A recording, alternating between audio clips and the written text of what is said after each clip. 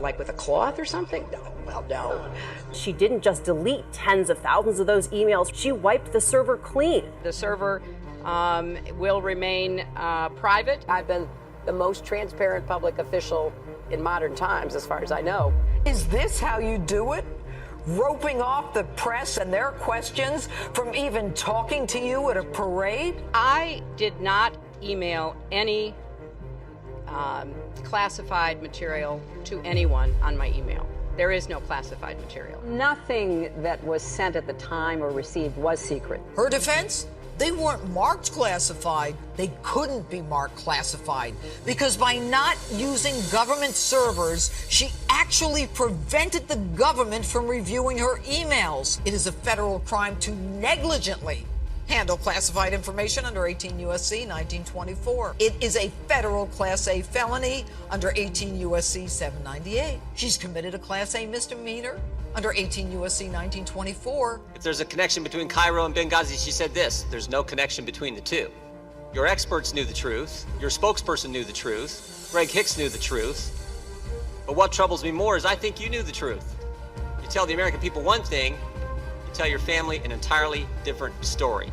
When she certified under oath, quote, under penalty of perjury to a federal judge, that she had surrendered all of her emails to the State Department. In fact, she had not. My verdict, based on the evidence, is guilty. What's yours?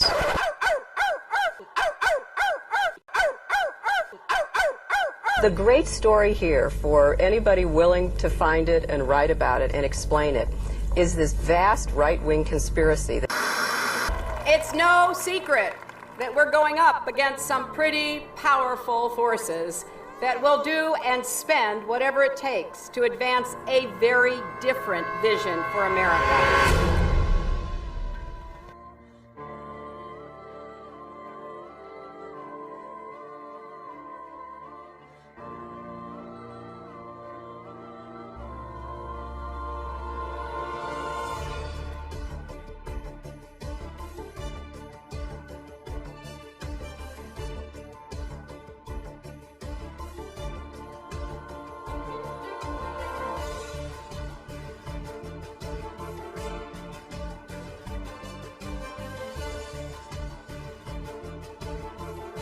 Why I am running for President of the United States. The people want to know Hillary, the Hillary that I knew back here in Arkansas. When she was in the Benghazi hearings, when she said, "What difference does it make? They're dead." What difference at this point does it make? That's the Hillary I know. We came, we saw, he died. Hi, Secretary Clinton. Would you sign this for me? Sure, what's your name? If you can make it out to Christopher Stevens. I think you knew him. Oh, no, just I'm not going to make it out to Chris Stevens. What difference does it make? Here it goes, here. Yep.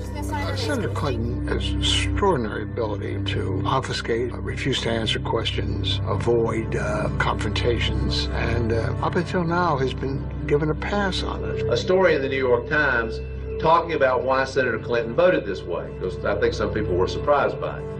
And her advisor said that she voted yes because she was moving from primary mode to general election mode. Primary mode versus general election mode? How about tell the truth mode? How about we say the same thing in the primaries that we say in the general election? We know that Hillary's an insecure person. Secure people don't lie. They don't lie inveterately the way she does. Hillary Clinton points to her time in the White House as a large part of her qualification for the job as president.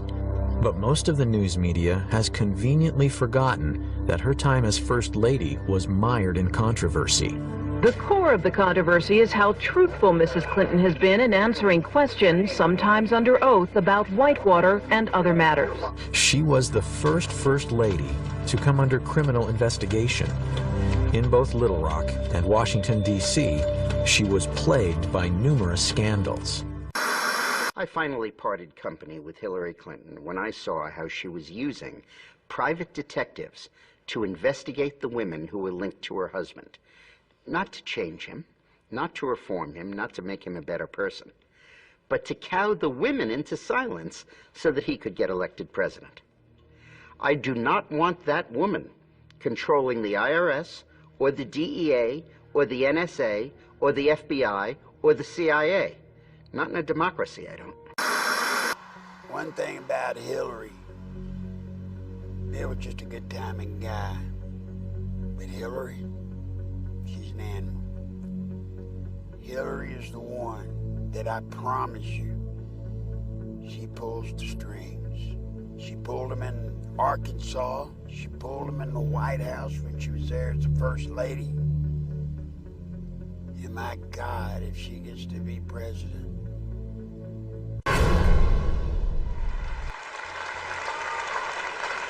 I'll tell you a couple of stories about fraud. The Bohemian Club, as you say, the Bohemian Club? That's where all those rich Republicans go up and stand naked against redwood trees, right? I've never been to the Bohemian Club, but you ought to go. It'd be good for you. Get some fresh air. I know nothing about the Bohemian Grove with Bill. I know about once a month, Hillary would go out to Los Angeles. And she did it so regular that it became a bit of an issue trying to, why is she always going? Bill told me that she was going out there, she and a group of women, and she would be a part of a witch's church. And, man, when Bill told me that, you could have hit me with a baseball bat. I tried to point out to him, you realize what had happened if that got out? Of course, my job is to make sure it didn't get out. Now, I don't know today if Hillary still partakes in the witch ritual. I don't know that I even know what the ritual was.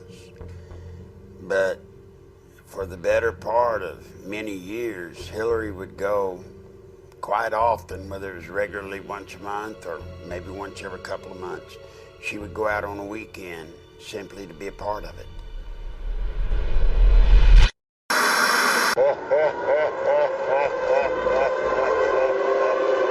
Hillary Clinton finally has exposed her true agenda: confiscation of guns in America from law-abiding citizens.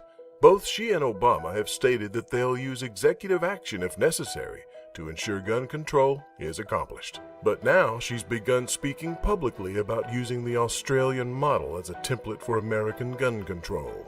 By discussing the Australian buyback, what she's making clear is that it's not just the run-of-the-mill gun control that she's after.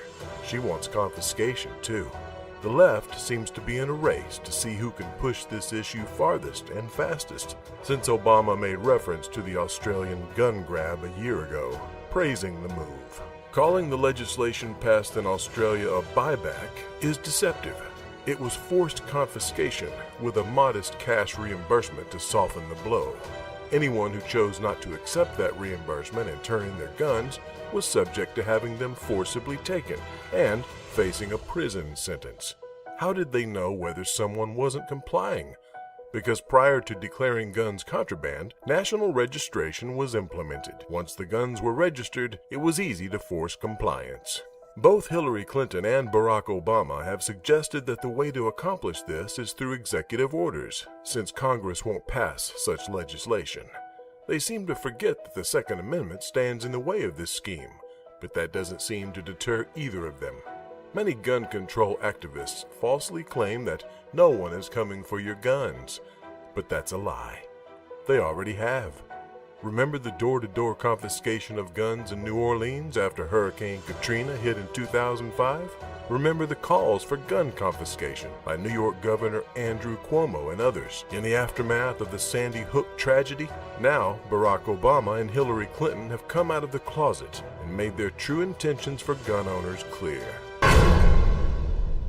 All the secret emails, criminal acts, cover-ups, and that sexual relationship with Huma Abedin that is whispered about in the dark corners of Washington. Hillary Clinton's State Department was a virtual pornographic and criminal enterprise. Besides the secretive relationship Clinton has with Anthony Weiner's wife and closet Muslim Brotherhood member Huma Abedin, there is a litany of pornographic peccadillos and criminal acts. Diplomatic security agents sexually attacked female guards.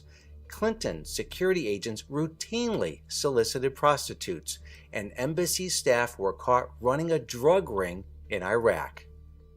But the most disgusting aspect of Clinton's corrupt State Department was Ambassador to Belgium Howard Gutmann, who routinely ditched his security detail in Brussels and solicited prostitutes, including minors. The Inspector General investigating Gutmann charged him with pedophilia, sex with children. But all of this was swept under the rug by the corruptocrat Hillary Clinton. But Clinton, ostensibly out of government, is still pulling the levers of power. The State Department's former chief investigator, Richard Higbee, now turned whistleblower who uncovered much of Hillary Clinton's perfidy, is now suing Slick Willie's better half, and he's paying the price. It was revealed on December 30th, 2013, the same day the huge cache of NSA documents were released, that a hacker group, more than likely the NSA, stole, then deleted, an astounding 4 years' worth of Richard Higbee's emails. The emails included correspondence with other whistleblowers and included a treasure trove of documents revealing a State Department under Clinton that was corrupt to the core.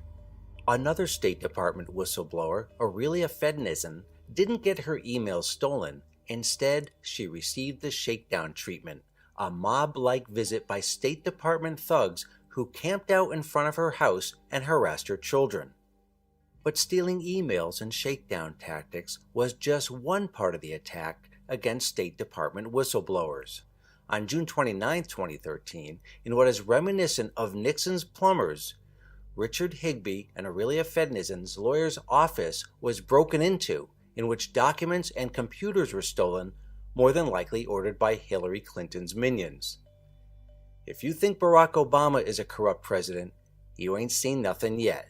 Hillary Clinton will make Barack Obama look like a choir boy.